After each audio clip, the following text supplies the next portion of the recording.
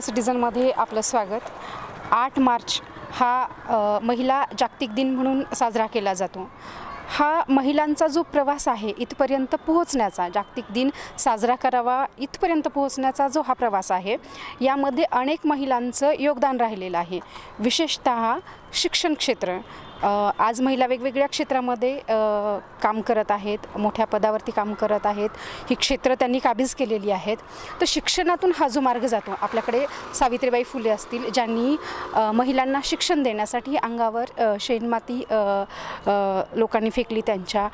तर आज या क्षेत्रामध्ये ज्या महिला काम करतात त्यांच्याकडून आपण जाणून घेऊयात की या क्षेत्रातली नेमकी आव्हानं काय आहेत, या प्राध्यापक महिलांच्या समोर नेमक्या कोणत्या अडचणी आहेत आणि अशा महिलांबद्दल आपण जाणून घेऊयात। मॅडम लक्षात पण आलं नाही, महाराष्ट्र सिटीजनमध्ये आपलं स्वागत। मला सांगा आपलं नाव काय? माझं नाव मोरे अर्चना। आपलं नाव काय? पवार सतीश। पवार सतीश।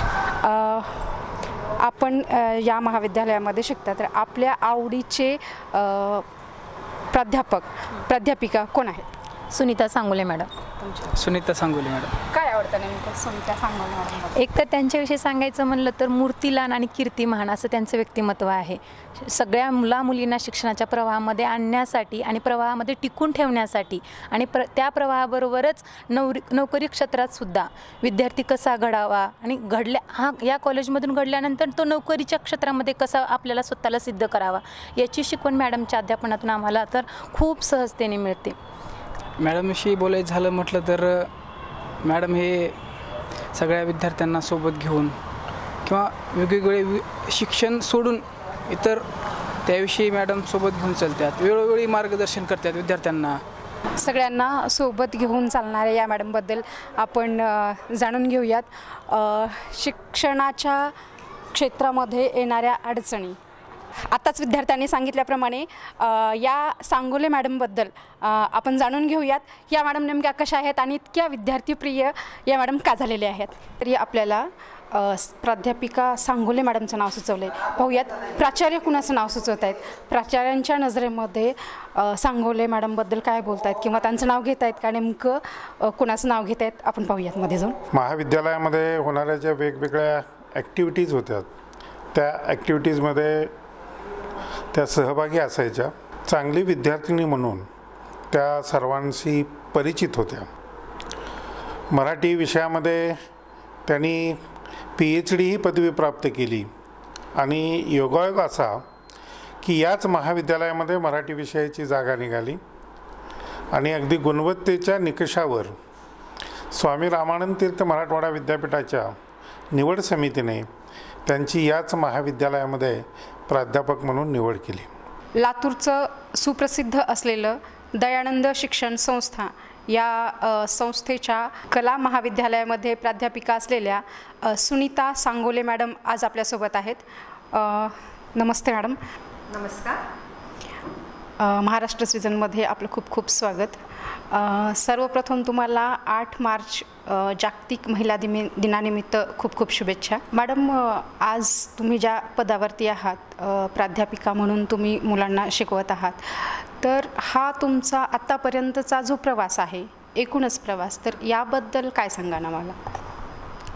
माझ्या या शैक्षणिक वाटचालीची जी सुरुवात आहे, माझ्या म्हणजे अगदी बालपणापासून जर करायची असेल तर माझं माहेर उमरी तालुका प्लेस आहे आणि तिथे हायस्कूलचं शिक्षण मी घेतलं, महाविद्यालयातही कनिष्ठ महाविद्यालयाचं घेतलं। फरक एवढाच होता की विज्ञान शाखेची खूप आवड होती, त्यामुळे विज्ञान शाखेतून मी 11वी 12वी उत्तीर्ण झाले। पण थोडा ग्रामीण परिसर असल्यामुळे तिथे विज्ञान याचं वरिष्ठ महाविद्यालय तिथे उपलब्ध नव्हतं आणि बाहेर जायचं तर त्याही काळामध्ये असो किंवा आजसुद्धा काही फार फरक पडला असं मला वाटत नाही. मुलींना बाहेर ठेवणं हे आईवडिलांच्या दृष्टीनं खूप काळजीची गोष्ट होती. आणि मग आता काय करायचं, आणि विज्ञान महाविद्यालयात प्रवेश घ्यायचा तर रेग्युलर कॉलेज करणं भाग होतं, म्हणून मी बाहेरून बहिस्थ परीक्षक म्हणून BA करायचं ठरवलं आणि BA मी त्या ठिकाणी उत्तीर्ण केलं. त्यानंतर माझं लग्न झालं आणि मी लातूरमध्ये आले. लग्नानंतर मी इथं MA ला प्रवेश घेतला. खरं म्हणजे दयानंद शिक्षण संस्थेचं दयानंद कला महाविद्यालय हे माझ्यासाठी माहेरासारखंच झालं होतं. कारण लग्न होऊन सासरी आले आणि तोच मी इथं ॲडमिशन घेतल्यामुळे माहेरासारखं झालं तर झालं. आणि माझ्यासाठी कर्मभूमी म्हणून पण ते खूपच कला महाविद्यालयाचं योगदान त्या ठिकाणी आहे. कारण अगदी सामान्य परिस्थितीमधून इथे आल्यानंतर विकासाच्या इतक्या वाटा माझ्यासाठी खुल्या झाल्या. म्हणजे नुसतंच पदव्युत्तर मी शिक्षण घेतलं नाही, तर या ठिकाणी मला अनेक कार्यक्रमांमध्ये उपक्रमांमध्ये ज्या संधी मिळत गेल्या त्यातून माझी जडणघडण होत गेली. मानसिक वैचारिक अशी परिपक्वता पण त्यामुळे माझ्यामध्ये आली असं मला वाटतं. आणि हे सगळं करणारं अशा प्रकारचं वातावरण मला या महाविद्यालयामध्ये लाभलं. इथे मी MAचा प्रवास करतानाची एक मजेदार घटना मला सांगावीशी वाटते, तुमच्याशी शेअर करावीशी वाटते. की प्रवेश घेतला, MA प्रथम वर्षाची परीक्षा जवळ आलेली होती आणि विद्यार्थ्यांना जसं होतं नेहमीच तसंच माझ्याही मनामध्ये आलं की आपला एका अभ्यासपत्रिकेचा नीट अभ्यास झालेला नाही आणि आपण काही परीक्षा आता द्यायची नाही असं ठरवून त्याच्यावरती आम्ही चर्चा करत असतानाच माझे गुरु आहेत कटारे सर, ते आम्हाला भेटले आणि काय चर्चा चालली बा मुलींनो असं म्हणून त्यांनी सहज विचारलं. आणि आम्ही सांगितलं की सुनीता मैत्रिणीने सांगून दिलं सुनीता असा असा पेपर मागे ठेवणार आहे. आणि त्यावेळी मला अजूनही आठवतो तो प्रसंग. माझ्या घराच्या रस्त्यावरच जाताना पायी रस्त्यावरती अगदी भर रस्त्यावरती आम्ही गप्पा मारत उभ्या होतो मैत्रिणी. आणि तिथं सरांनी मला म्हणजे अशा प्रकारे म्हणजे सामान्य भाषेत सांगायचं तर झापलंच आणि ते रागवले मला. आणि त्यांनी सांगितलं की जर असा विचार तुम्ही करत असाल तर आयुष्याच्या कुठल्याही लढाईमध्ये तुम्ही कसे यशस्वी व्हाल. आणि ही गोष्ट माझ्यासाठी इतकी वळण देणारी ठरली. तेवढंच बोलून थांबले नाही सर की तुम्ही प्रयत्न केलात, आज जरी ठरवलं तुम्ही तरी तुम्ही खूप मोठं यश मिळवू शकता, अगदी विद्यापीठामध्ये गोल्ड मेडलसुद्धा तुम्ही मिळवू शकता. तेव्हा आम्ही मैत्रिणी सर गेल्यानंतर थोडं हसलोय, असं कुठे शक्य आहे का, आपण पेपर ठेवतोय ना, आपण कुठे विद्यापीठात येणार आहोत वगैरे अशी आमची चर्चा झाली. सर निघून पण गेले. पण त्या गोष्टीवरती चर्चा करतानाच अशा काही गोष्टी घडल्या की पेपर तर द्यायचा ठरवलाच. आता सर रागवल्यानंतर पेपर मागे ठेवण्याचा प्रश्नच नव्हता, तो पेपर तर द्यायचाच होता. पण मैत्रिणींची आमची चर्चा झाली की काय करणार आहोत आपण MA करून, कुठे जाणार आहोत नोकरीला. तर त्यामध्ये एक माझी मैत्रीण म्हणाली की काहीही म्हण सुनीता, पण दयानंदमध्ये जर आपल्याला काही करायला मिळालं तर नक्कीच आवडेल. तिथंपासून आमचा प्रवास सुरू झालेला होता करिअरच्या दृष्टीने. एक महत्त्वाकांक्षा काही फार नव्हत्या, कुठेतरी चांगल्या युनिटमध्ये चांगलं काम आपल्याला करता यावं. सुरुवातीला माझी मनीषा होती MSc मॅथमॅटिक्स वगैरे करावं म्हणून, पण आता BA घेतल्यामुळे इकडे आता कला शाखेकडे मी वळले होते. आणि त्या प्रवासामध्ये मराठी विषय घेऊन पदव्युत्तर शिक्षण घेताना मराठी भाषेची मला इतकी ओढ निर्माण झाली, खूपच आवडायला लागली. साहित्य, त्या रचना, भाषेचे चिकित्सक अभ्यास यामध्ये मला खूप रस आला आणि मग मी त्या दृष्टीने करिअर सुरू झालं. तेव्हा आम्ही विनोद केला होता की एखाद्या मोठ्या महाविद्यालयामध्ये किंवा आपण जिथे शिकतो त्या दयानंद महाविद्यालयामध्ये सुद्धा क्लरिकल काम जरी आपल्याला मिळालं तरी चालेल, पण मी दयानंदमध्ये काम करते हा स्वाभिमान आपल्याला बाळगता येईल असं काहीतरी डोक्यामध्ये त्यावेळी झालं आमची चर्चा. म्हणजे तुमचे स्वप्नही पूर्ण झाले. हो, महाविद्यालयामध्ये काम करताय. मला खूपच आनंद याच्यासाठी वाटतो की एक स्वप्न बाळगलं होतं उराशी आणि ते जवळजवळ इथे माझं पूर्णच होतं आहे. आणि इतका स्कोप मिळत गेला तिथून पुढे.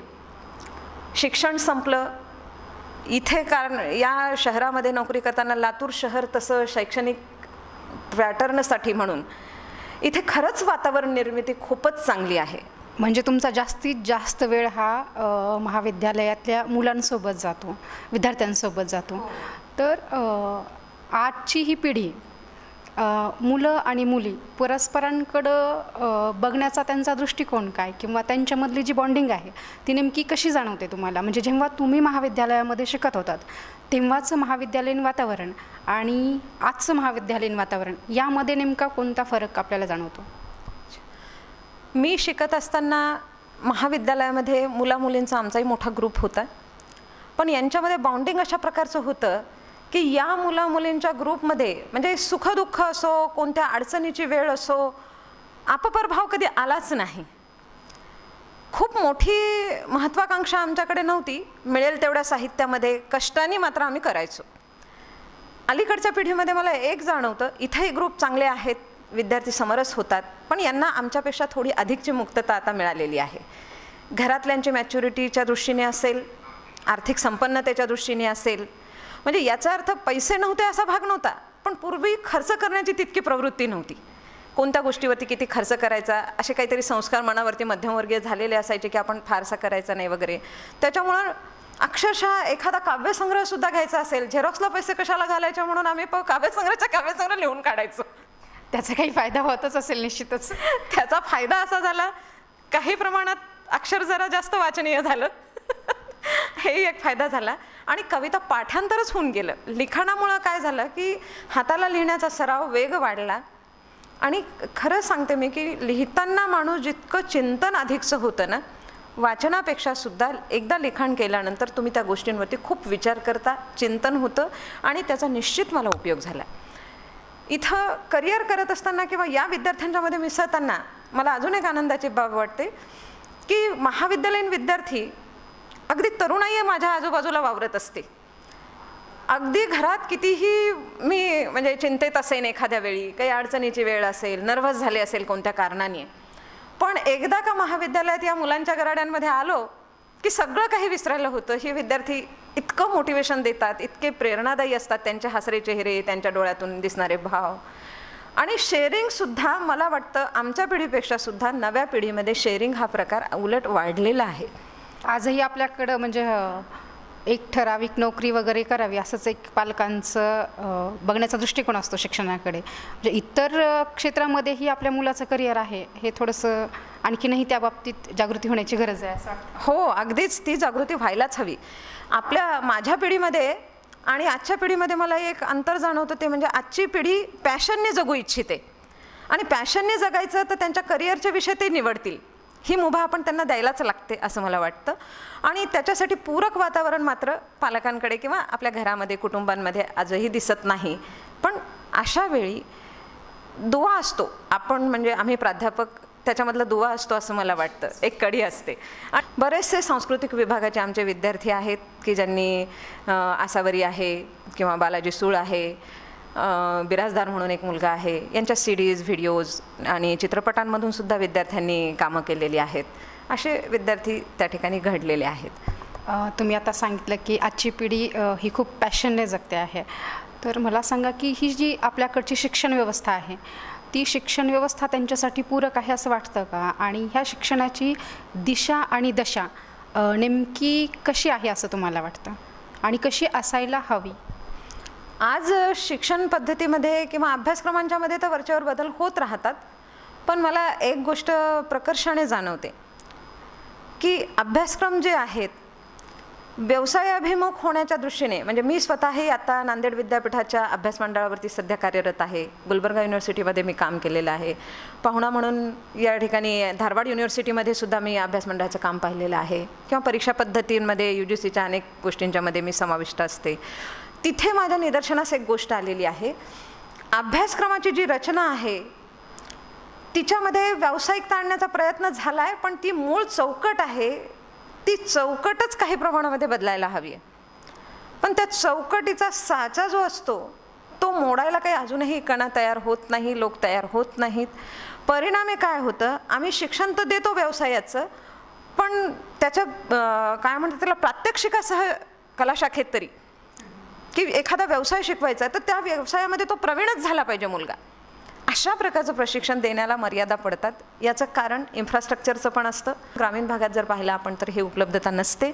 म्हणून शिक्षण पद्धतीने जे उद्दिष्ट ठरवलेलं आहे ना, त्या उद्दिष्टाच्या दृष्टीने लागणाऱ्या पूरक गोष्टीसुद्धा त्या अनुदानामध्ये मिळायला हव्यात.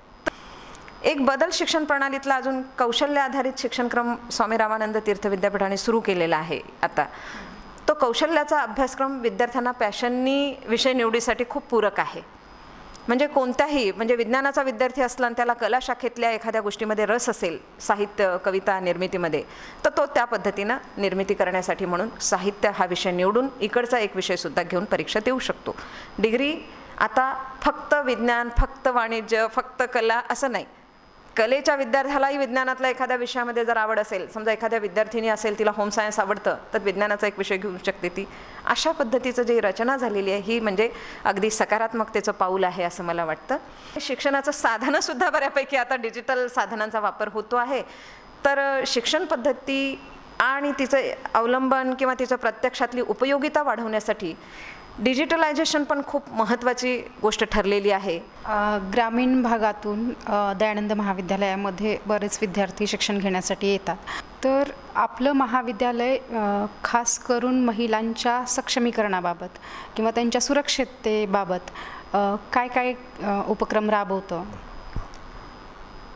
महाविद्यालय म्हटलं की येणाऱ्या मुली आणि त्यांची सुरक्षितता हा खूप महत्त्वाचा प्रश्न असतो.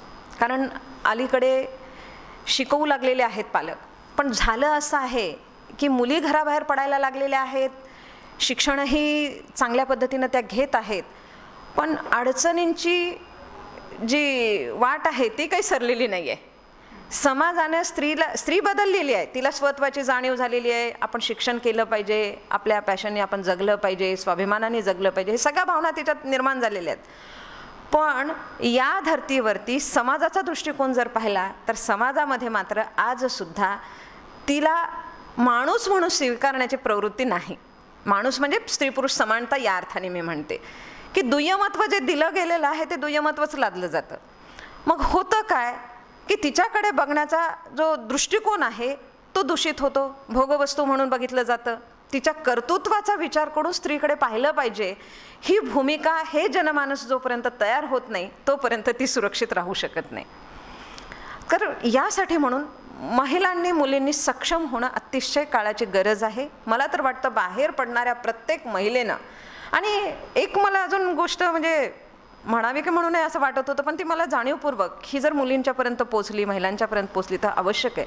मुली महिलासुद्धा काय समजतात की मी कशी नाजूक आहे, मी किती नाजूक आहे, माझ्या हातात कसा दम नाही हे सांगण्यात तिला अभिमान वाटतो. वाटू नये तो अभिमान, माझा हात सक्षम आहे. ही भूमिका जोपर्यंत तिच्यात तयार होत नाही तोपर्यंत ती सबळ होत नाही. सगळीच युद्ध काही शरीराच्या ताकदीनं जिंकली जात नाहीत, खरं तर मनाची ताकदच जिंकायला कारणीभूत असते. आणि त्या दृष्टीने तिचं शिक्षण घरापासून सुरुवात झाली पाहिजे. घरात सुद्धा तिच्यावरती असा संस्कार झाला पाहिजे, बाहेर जाऊ नको असं म्हणण्यापेक्षा किंवा सातच्या आत घरात ये म्हणण्यापेक्षा सुद्धा की बाई चालली आहेस तर तुझ्या मनगटात एवढं बळ आहे, तू हे करू शकतेस, अशी जर भूमिका तिच्यामध्ये तयार झाली तर ते कुठल्याही अन्याय अत्याचाराला बळी पडणार नाही. विद्यार्थी आणि पालक यांना आपण काय संदेश द्याल? खरं म्हणजे आता पालकांना संदेश देण्या एवढी काही मी मोठी नाही, म्हणजे अनुभवाने पालकही खूप मोठे असू शकतात आणि त्यांना अनुभव पण असतो, विद्यार्थ्यांचंही तसंच. परंतु तरीही काही गोष्टी मला नमूद कराव्याशा वाटतात. त्या म्हणजे की पुरोगामी विचार सुरू झालेले आहेत, शिक्षण झालेलं आहे, स्त्री घराबाहेर पडायला लागलेली आहे, अर्थार्जन करायला लागलेली आहे, पण त्याला पूरक वातावरण निर्मिती होण्यासाठी प्रत्येक पालकाची जबाबदारी आहे. जसा ते मुलींवरती चौकटीत राहण्याचा संस्कार करतात त्यापेक्षा तिला मुक्ततेचा संस्कार त्यांनी करावा आणि आपल्या मुलावरती त्यांनी असा संस्कार करावा की बाहेर पडणाऱ्या, म्हणजे समाजरचनेमध्ये स्त्री पुरुष ही दोन नाती आहेत, तर तुझं कर्तव्य आहे की त्याही नात्याचा तू स्वीकार करायचा आणि त्याचंही तू संरक्षण करायचं. विरुद्ध भूमिकेमध्ये अशा पद्धतीनं त्याचा विकास केला जाऊ नये. आणि कोणतीही समजा आता एखादं, बऱ्याच आपल्याकडे घटना घडलेल्या आहेत, निर्भया प्रकरण आहे किंवा कोपर्डीचं झालेलं आहे, ह्या ज्या घटना काय सांगतात आपल्याला, आणि प्रत्येक घटनेनंतरचं तुम्ही जनमत ऐकून घ्या, खूप बातम्या त्यावेळी प्रस्तुत होतात प्रसारमाध्यमावरून, उलट सुलट सगळ्याच चर्चा आपण ऐकत असतो. तर याच्यामध्ये एक गोष्ट प्रामुख्यानं जाणवते की नेहमी मुलींना दोष की तिने कपडे नीट घातलेले नव्हते, कशाला बाहेर फिरायचं, ही वेळ आहे का बाहेर फिरण्याची, वगैरे वगैरे गोष्टी बोलल्या जातात. ह्या गोष्टी म्हणजे मला म्हणायचं आहे की ह्या गोष्टी का बाहेर पडतात आपल्या मुखातून, तर आपली मानसिकता बदललेली नाही. तीही माणूस आहे आणि तोही माणूस आहे. मग माणूस म्हणून तो जर घराबाहेर जात असेल आणि तिच्याही काही गरजा असतील आणि तिलाही बाहेर पडावं लागत असेल तर ती बाहेर पडणार आहे. आणि राहण्याचा प्रश्न असेल तर मुक्तपणे तिला जे कम्फर्टेबल वाटतं त्या पद्धतीने ती राहूच शकते ना. त्याच्यावरती अन्याय आपण का करायचा. पण आपल्या दृष्टिकोनामध्ये जर बदल घडवला आणि एक मैत्रीपूर्ण वातावरण, जरी मुलींना सूचना करायच्या असल्या तरीसुद्धा पालकांनी तिला काहीतरी आदेश देतो असं आदेशात्मक स्वरूप असू नये. मुलीवरती जी प्रकरणं घडलेली आहेत ती केव्हा घडलेली आहेत, कुठेतरी दूर गेल्यामुळेच घडलेली आहेत. तिला जर तुम्ही सार्वजनिक ठिकाणी मुलांशी बोलू दिलं तर ती कशाला शोधेल कोपरे, शोधणार नाही आणि ती अडचणीत पण येणार नाही असं मला वाटतं आहे. म्हणजे कधी कधी तर पेपर उघडल्याबरोबर मन अस्वस्थ होऊन जातं, अशा घटना अशा वाचायला मिळतात. म्हणून मला एकच वाटतं की पालकांनी आपल्या मुलांचं, मग मुलगा असो किंवा मुलगी असो, त्यांचं मित्रत्वाच्या नात्याने त्या ठिकाणी काउन्सिलिंग करणं आवश्यक आहे. महिलांच्या सक्षमीकरणासाठी जसं मुलींना एक मोकळं वातावरण देण्याची गरज आहे, त्यांच्या सक्षमीकरणासाठी प्रयत्न होणं जसं गरजेचं आहे तसंच मुलांची मानसिकता बदलणं, मुलगी किंवा महिला ह्या एक सहचारी म्हणून त्यांच्याकडे बघणं आणि त्यांना समजून घेणं, हे असे संस्कारसुद्धा मुलावर होणं खूप गरजेचं आहे. हेच मॅडमच्या चर्चेतून आपल्याला म्हणजे असं दिसून आलेलं आहे. या आणि अशाच काही गोष्टींसह पाहत रहा महाराष्ट्र सिटीझन.